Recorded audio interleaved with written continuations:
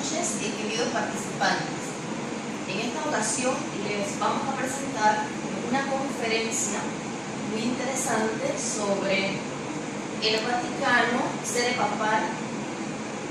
Y en esta ocasión me acompaña el licenciado José Daniel Ávila y mi persona, licenciada Antonia Villarreal.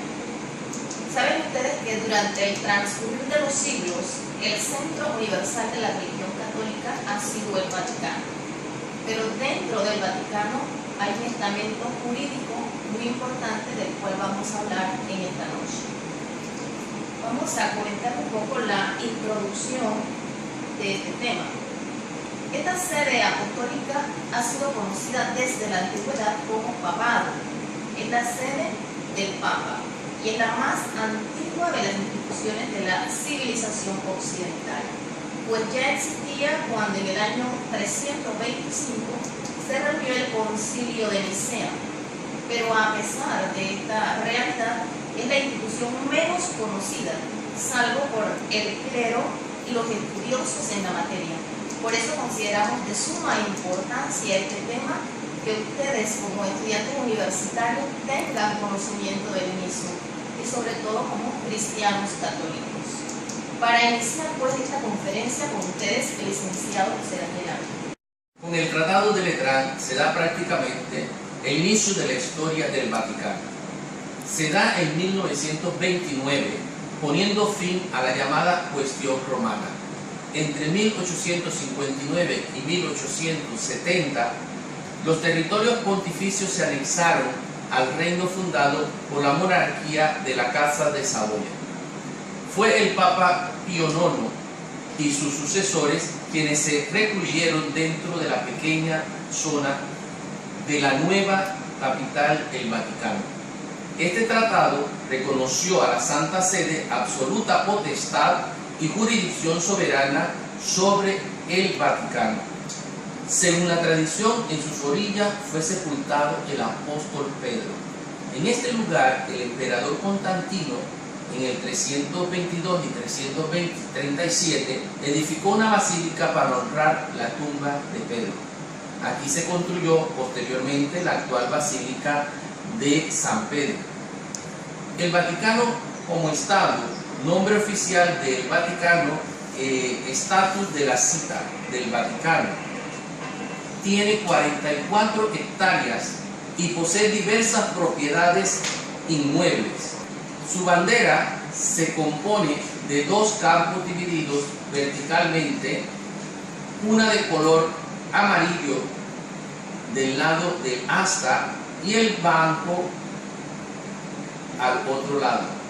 El Estado ha adoptado como idioma oficial el italiano. Su moneda oficial es la lira y emite medallas y sellos filatélicos. Su periódico oficial es el Observatore Romano. La emisora oficial del Vaticano es Radio Vaticana. El himno oficial es la marcha pontificia o marcha sacerdotal.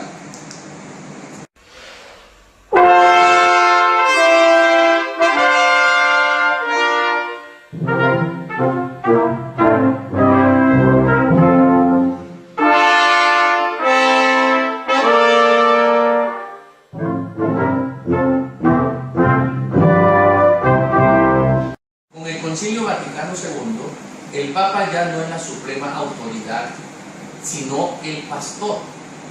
Cambia la manera de ver a la Iglesia como un Estado.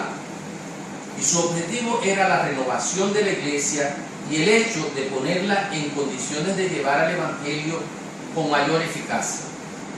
Este concilio permite el regreso de la Iglesia a sus orígenes, reconociendo los valores del mundo y encarnándose en orden al servicio de la humanidad. Luego, después de la muerte del Papa Juan Pablo, se elige al Papa Juan Pablo II el 16 de octubre del año 1978.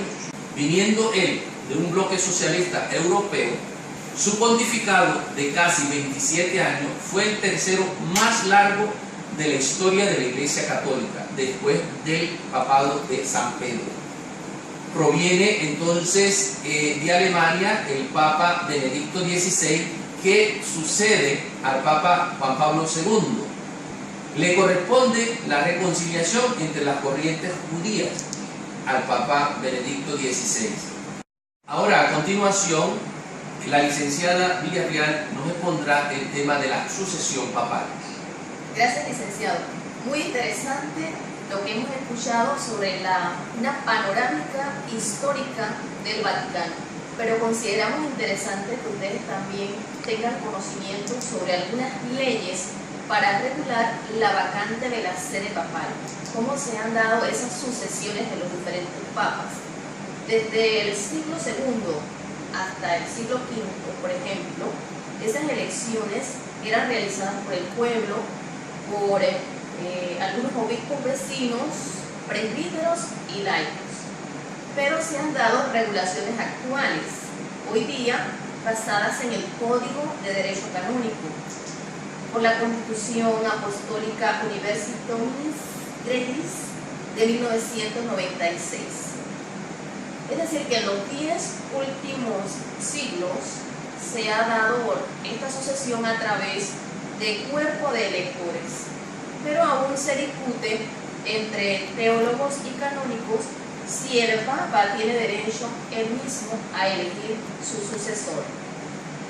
Existe lo que se llama el colegio cardenalicio, el Senado del Romano Pontífice, que fue establecido en el Código Canónico de 1917 y es escogido libremente por el Papa según acuerdos del Canon 351. Existe también lo que se conoce con el nombre de conclave, de cum clavis, es decir, con llave. Y lleva este nombre precisamente porque cuando se va a dar la sucesión de un papa hay un encerramiento cardenalicio. Desde 1216 con Celestino IV, en 1271 con Gregorio X se da, ¿verdad?, este encerramiento para la escogencia de un nuevo papa. El número de cardenales electores no debería superar a los 120, pero luego hubo un ajuste fijado por la Constitución Universitaria. En cuanto al proceso de elección, tenemos que se da pues en territorio del Vaticano, que los cardenales se hospedan en la Casa Albergue Santa Marta, que estos cardenales se deben abstener de toda comunicación con personas ajenas a dicho proceso, que los actos litúrgicos y elecciones se deben dar en el Palacio Apostólico. Los cardenales deben mantener secreto absoluto sobre las votaciones y que es a través de una fumata que se anuncia la elección del nuevo Papa. Con esto hemos finalizado la temática. Nos parece sumamente importante que ustedes conozcan de este tema, ¿verdad, licenciado? Sí, porque realmente la Iglesia Católica está muy ligada al Estado Vaticano, porque recordemos que el Estado Vaticano comienza a surgir desde el año 1929 y queríamos que ustedes como estudiantes podamos presentarles algunos temas que hemos tratado hoy para que ustedes hagan unos debates como tarea o como ejercicios después de este tema. Ahora también queremos, ¿verdad, licenciada?, de que el pueblo o los fieles, el mundo, conozca un poco más sobre el Estado Vaticano, sobre la función del Papa, su oficio, que es lo que hemos querido presentarles en esta exposición. Sí, porque me parece que es un tema desconocido para muchos cristianos católicos y no debe ser así. Es un tema que todos debemos manejar. Sí, como fieles católicos o como no fieles católicos, porque también es un tema impactante y un tema muy importante para la humanidad entera. Así es. Bien, entonces vamos a dejarlos con los lineamientos del debate. También queremos decirles que esto va a estar subido a un blog donde ustedes pueden accesar y en sus casas y en el debate con sus compañeros de grupo pueden accesar y pueden discutir y pueden tener un poco más de información sobre todo lo que les hemos presentado en el día de hoy. Muchísimas gracias, licenciado, por Gracias, acompañarnos. licenciada, y buenas noches.